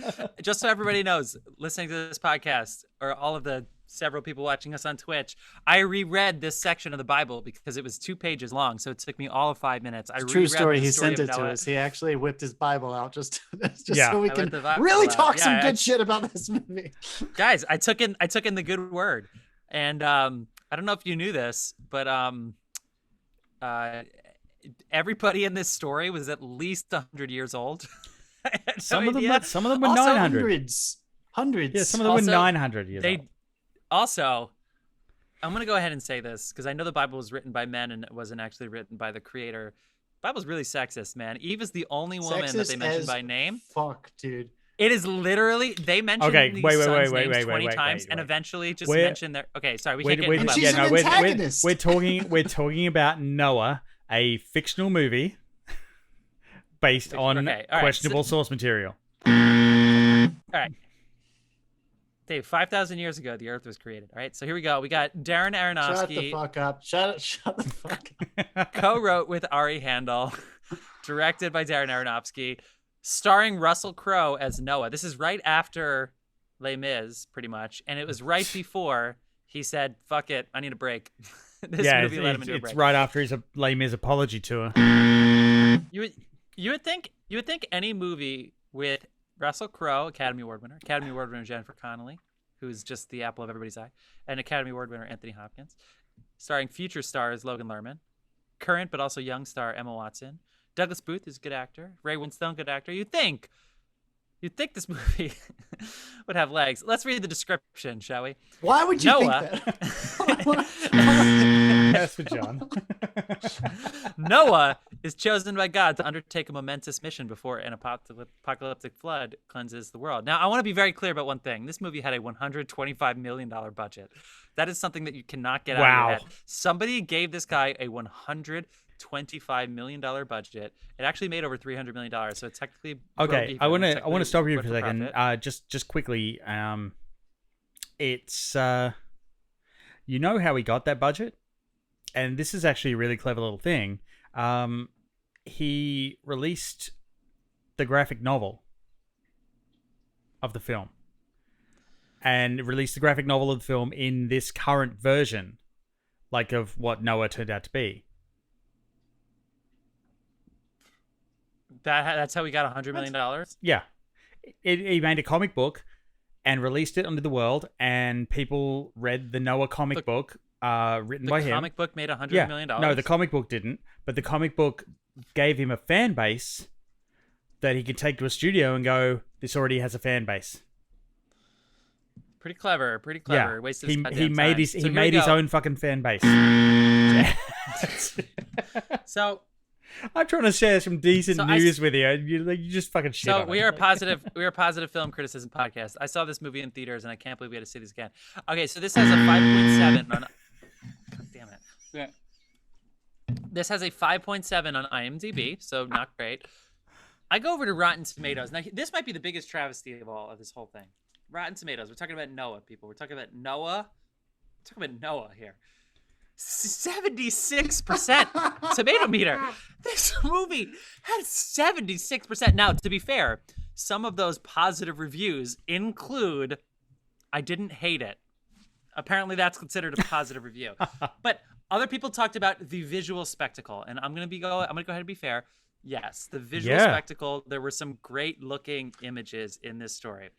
As far as the movie itself, this movie is 110% certifiable. Absolutely a piece of absolute dog shit. Oh shit! Hold the buzzer down. Hold the buzzer down, dude. Good God Almighty! This movie, I had seen this movie before. The rock monsters are stupid. The dogs are ugly. The story's a lie. No, I'm not talking about the Bible. Doesn't matter. Dude, keep buzzing him, dude. Keep buzzing him. You gotta keep drinking, motherfucker. Stop. They lied. All the boys had wives, and they take the wives away from them, which really backfires when the arc is done, and then there's just 2 twin girls and no males. So you know who's gonna procreate the earth? Uncles and nieces. Like, really backfires if you think about it. In Alabama. They had wives in the story. Just give them wives. Yeah. Ray Winstone's character is just an average blacksmith in the movie. We're deep, and yet we field an army of 700,000 people. Like, nothing about this movie makes any goddamn sense, let alone the witchcraft and wizardry that's behind. It's so how Jeff, did it it's staying there till you get drink. out the script page? It's staying there. I don't understand. It's almost like I kept thinking it's just like a callback to, like the early Hollywood, like these biblical epics were popular at one point, and I can't understand. The 10 Commandments actually sticks to the Bible. They took so many deviations in this. At some point you say, what are the deviations for? And I'm not sitting here as a Bible purist or anything, but it's like, why are you doing this? Why are there rock monsters building the ark? There are, for those of you who hadn't seen this movie and for some reason are still listening to this podcast, there are rock monsters building the ark. They are, okay, so there were fallen angels called the Watchers in Genesis, but they're not. Why are they building this ark? Why are you doing that? And if you want to do that because it looks cool or whatever, okay, but then all of a sudden you literally have a battle where hundreds of that, like, over the ark. Why are you doing this? The answer is they are fucking the story of Noah over to make money for it to be awesome. That's it. They are rat fucking the story of Noah for the sake of profit. And which is already a bullshit fable. Like what I keep let us going see back the to bullshit is, fable. That's for John. Why? Take on that don't challenge. show me.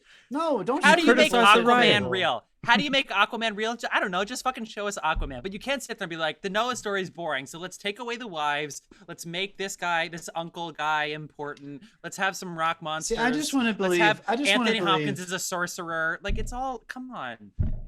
I just want to believe that the guy who made Pi, Requiem for a Dream, The Fountain, The Wrestler, and Black Swan back to back had some other story ideas. I don't understand why he did this. Even Mother, that was more recently in 2017, at least it was original. At least he was doing something. He upset a lot of people. It's a very controversial movie.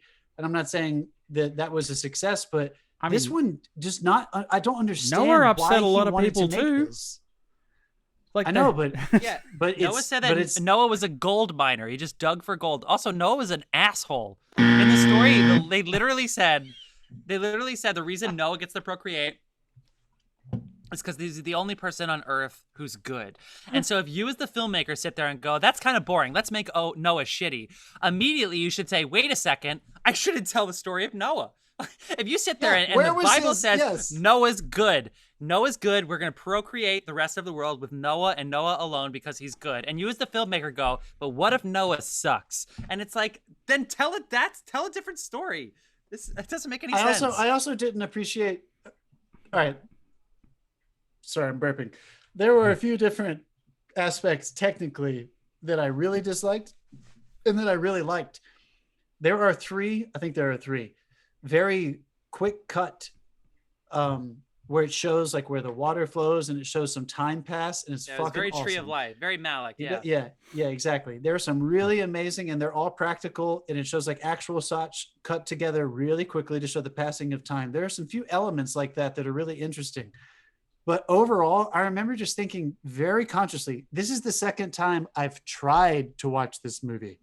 I remember after Jeff told me his story about falling asleep, I was like, no way it's that bad. I'm going to give it a shot. I sat down and I didn't even make it through. And I never turn movies off. So I was struggling with it anyway. And then the movie wasn't good and I turned it off. So this is the first time I've seen it all the way through. But I remember thinking this time, one thing that makes this movie unnecessarily worse is that he did not set it in a realistic setting. I understand there were the people had taken over everything and he wanted to show like a barren the words landscape. you just used. A realistic setting. I know. But there are places on planet Earth where he could have practically shot and not used that fucking color, palette that he was using that was projected onto everything and it was all fake. None of that felt real. It didn't even feel like Earth. I think if it was set in a more realistic funniest thing tone, is if you look at all the interviews with Matthew Libatique, who was the cinematographer, all of that was captured in camera. They did very little color. Where were they? Were they on Iceland.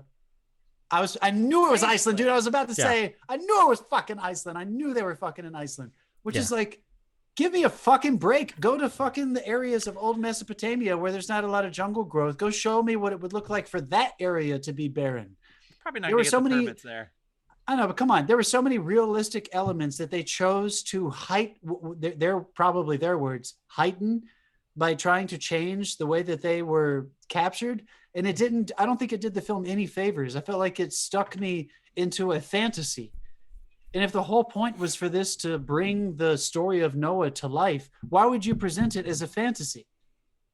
I didn't understand that. It kept pulling me out of it. I never felt grounded in anything. It all felt so fake to me.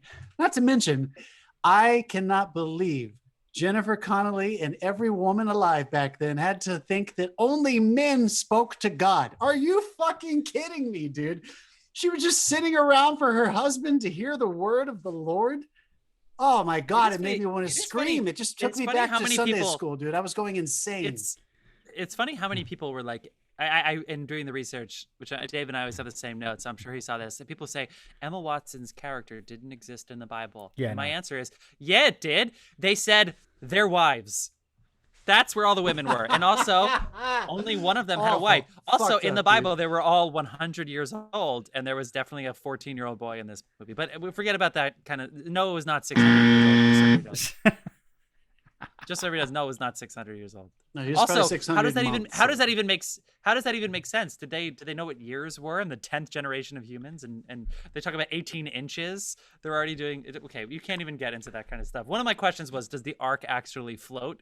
And these two motherfuckers got mad at me for even asking that question. The ark doesn't float.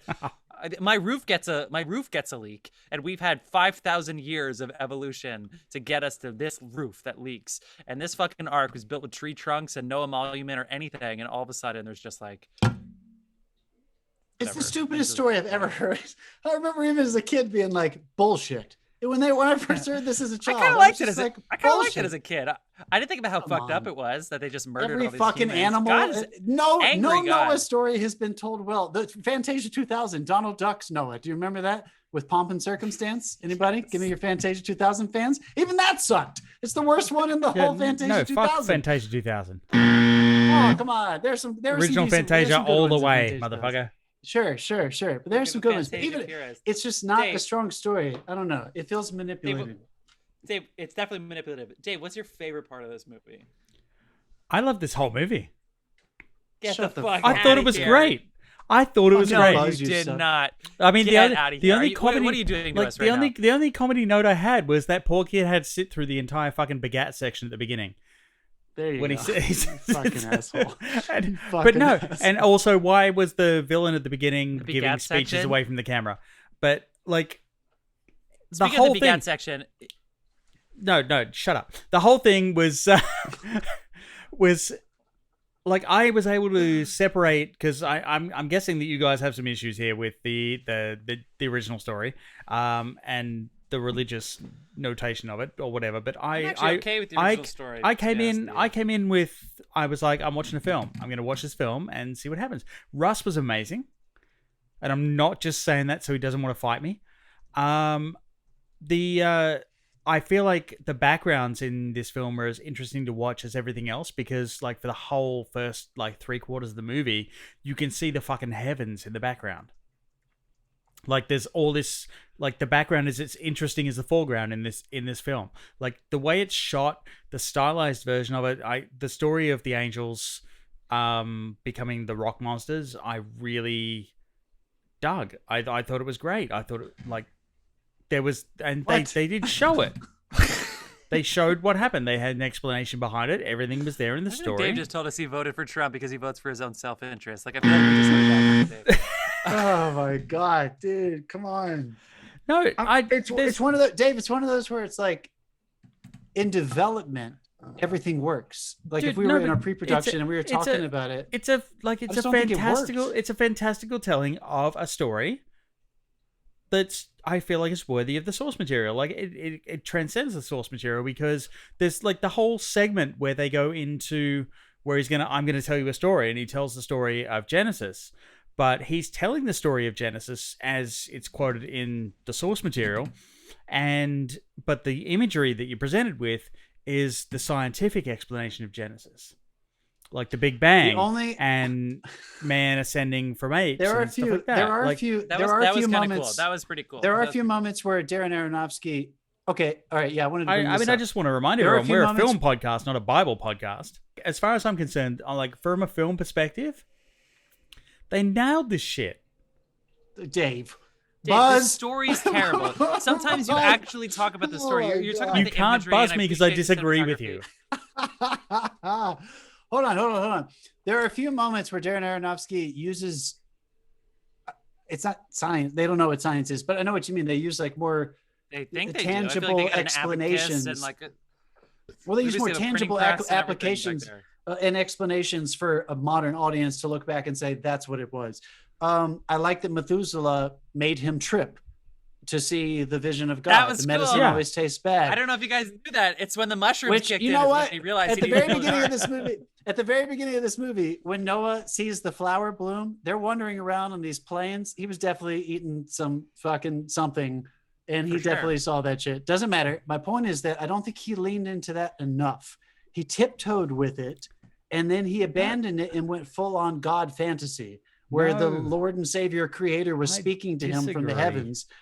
Like Oh my there's God, dude, he had conversations with God. Like he was like looking into the clouds. Like, yeah, granted he was, but like that was necessary in my opinion to the story. Like he had conversations where he wasn't answered. And, Sure, and it wasn't- you, it wait, wasn't you answered. bought But- the whole thing where man needed to be extinct, and Noah was on board with that. Man needs to be extinct again. Are you kidding me? We fucked it up. that's Why a does it- beautiful theme. We That's a fucked beautiful what theme. up, you know what I mean? Like, You made that comment though about it was worthy of the subject matter.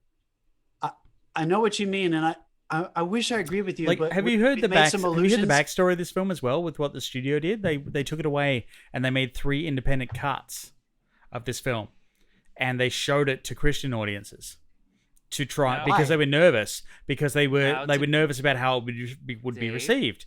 And Dave, you can't say we're not a Bible podcast and get mad at us for talking about the source material. Now here you are talking about the cuts of pre-production and all this. no, stuff. this is a legitimate story. They No, I know they it's a took, real they, story, no, but you can't like the movie because of the way it was released. No. in test screening. Hold on, wait, what wait, is it? wait. What's Let the me point? finish What's the the damn point? story, Yeah, Jeff. tell the story. Jeff, Tell the have a story. drink Tell while the I'm story. talking. Okay. Basically, they made 3 cuts of this thing, and test screened it with a Christian audience to see if they would be offended because the studio was nervous, and of course, every single Right. version of it offended them. And then they Yeah. didn't tell Aaron he was gonna. They didn't tell him he was gonna do. They were gonna do that. They did What? it without his permission. Yes, and he found out, and he Studios was are great. fucking furious. Of course he was. And he was yeah, like, of "No, course he was fucking fuck furious. you. The version I make is coming out." And he released it, and I'm to be honest, I don't know what the critical reception from that same camp was. I'm pretty sure it wasn't good. But It wasn't like, good. It wasn't as far as strong. sticking to your guns, it's like he made the movie he wanted to make, and that is the reason why Scott Pilgrim is one of my favorite movies ever, and it's the reason why I'm giving this film a break. It's because he made the story he wanted to make, and right down to simple details like the angels being rock monsters where like they've become infused with the earth, and the way they're animated by the effects guys is every single movement looks like it hurts. And like simple little attention to detail and stuff like that is the reason why I'm calling this a fucking fantastic film. Fantastic. I don't know if Fucking it's a fantastic film. I feel like fantastic film. I think the problem is it's not the only problem, but you did make that comment earlier about worthy of the source material. We've alluded to Lord of the Rings, and we've said before when we tackle Lord of the Rings on our franchise face off that source material is so brilliant that it wasn't director proof or actor proof or anything like that, but it almost is. It's so strong. So I feel like let's make a compromise. I think the problem with this movie is that every single human on planet Earth is aware of Noah in the flood. So there's too much of me that I am bringing to my experience. And I don't know if I make room for his own personal creative influence. I don't know if my own prejudice against the Bible and the Torah and the Old Testament has a problem with it. But there's basically nothing that he could show me that is going to make me think it was worth his time to make this movie when he's so brilliant. And that's the thing that it just keeps confusing me. I don't understand why he made this movie. Why did he go from those 5 movies back to back? And in between there, I think he made One Strange Rock. He produced that really wonderful docuseries on Planet Earth. Sometimes he the made story this, just and I pops just out don't at you, quite- and it's like I can make my version of this. I have a clear vision, and I'm going to make that vision no matter what. And Okay, that, well then- that well, deserves then- so respect, this is- and that's what he did. That's too broad. Why is Noah a fucking It's not too broad. vigilante It's not too broad. superhero? He made his own fucking like graphic novel to generate the interest in the film. When Russell Crowe started kicking ass, there wasn't a bit of you that thought, Wow, this is almost, I don't even care about Christianity, and this is almost offensive. They have Noah like kicking ass Not a bit, and like killing 'cause people. I went into this not thinking about Christianity at all. I went into this from the. How did you not think?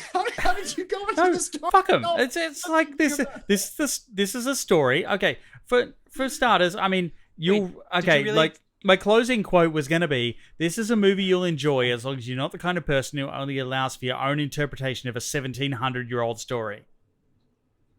Yeah, I didn't think about the seven. I know I Yeah. read it and Where'd you everything, get that but I had already date? started the movie. Where'd you get Also, that date? 1700s way off. I mean, way no, off. it's not. The Bible was written 400 years after fucking year zero. Gilgamesh refers to this flood, though, doesn't it? We're getting Torah way was off. I before just the referred to Bible. the It epic doesn't of matter. Gilgamesh. It doesn't matter. I've It's inspired you. We keep talking about Darren Aronofsky making the story he wants to make. Dave, even you have to admit, like, young Noah, like the rest of the people saw young Noah run behind the rocks, and they did like that. There were a lot of liberties taken, and I'm not just talking about as a Absolutely, filmmaker there were of a the lot of story. There was a lot of like. There was a lot of. He made it a dramatic. Like he made a dramatic epic. He took liberties with the story. He changed it up for what he wanted to do. Like he And the way it was shot, they saw the kid. They saw the kid run away. He treated this like a remake. You're right. I'll give you that, dude. No, I'll totally give you that. And I'll also say that if this came out at that period of time where Cecil B. DeMille and a lot of the others were making Ten Commandments and stuff, I think this would have done really well. So I'm very aware that my cynicism got in the way of my viewing experience. So until I had to, I said I kind of watched it earlier when Jeff said it was terrible. I kind of just wanted to see it, but I didn't really watch it. I probably would not have seen this movie if it had not been for this podcast. I don't want to entertain that subject matter. I don't give a fuck. So that may have gotten in my way. And maybe you had a better experience. To possibly appease you two, I'm not going to watch it again. But I'm glad I watched it this time. Love it though. No, but also I'm glad I watched it simply because there were a few things I learned. Like I mentioned the cinematographer. He shot this on Arri and Super 35, two different film stocks. Like, well, a film stock and a digital stock. It was a mixed media film. It looked cool. But like to get around, in researching this, to get around some of the water reflections, he fucking shot it at 4 stops instead of 2.8 or whatever.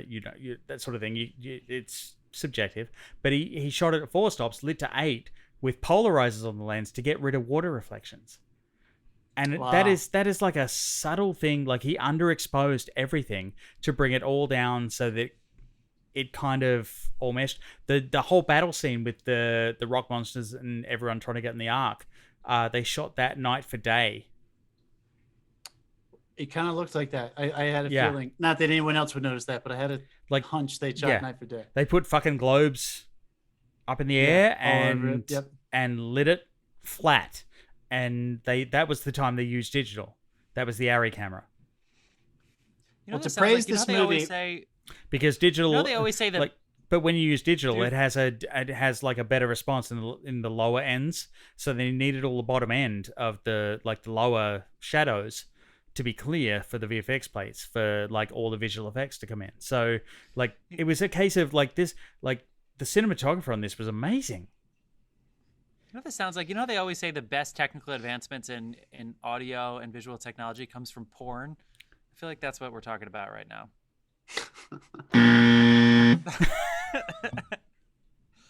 Dave, this may be one of the times I'm going to harken back to the time in our franchise face-off when my two co-hosts told me to go fuck myself when I argued for Fast and the Furious over Star Wars.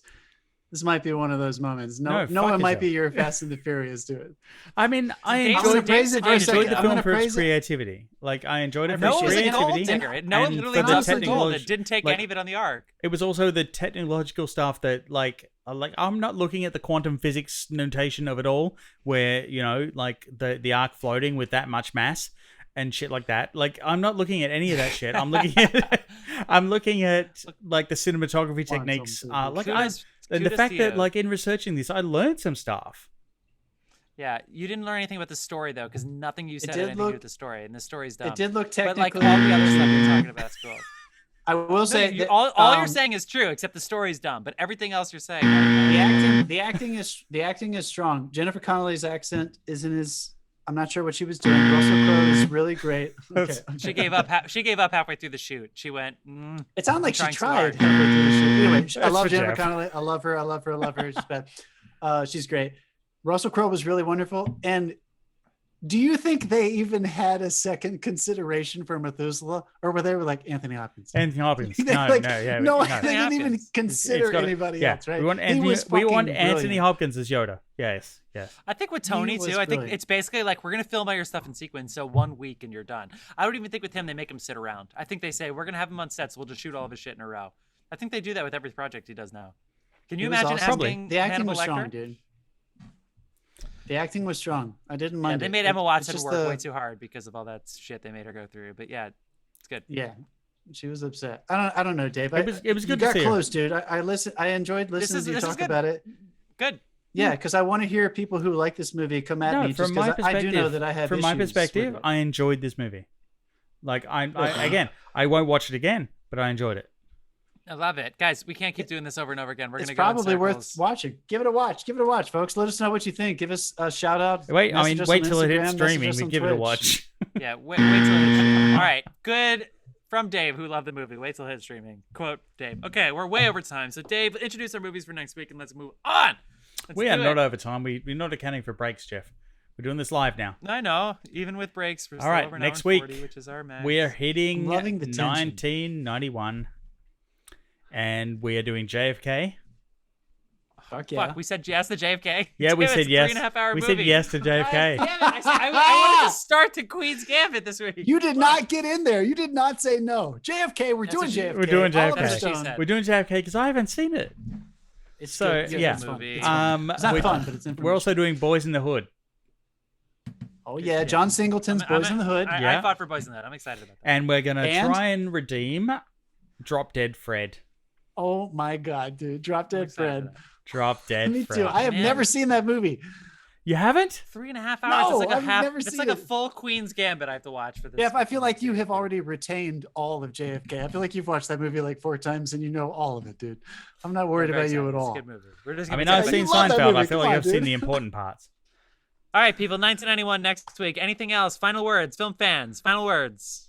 Noah! See you Jeez. next week. Yeah, bye.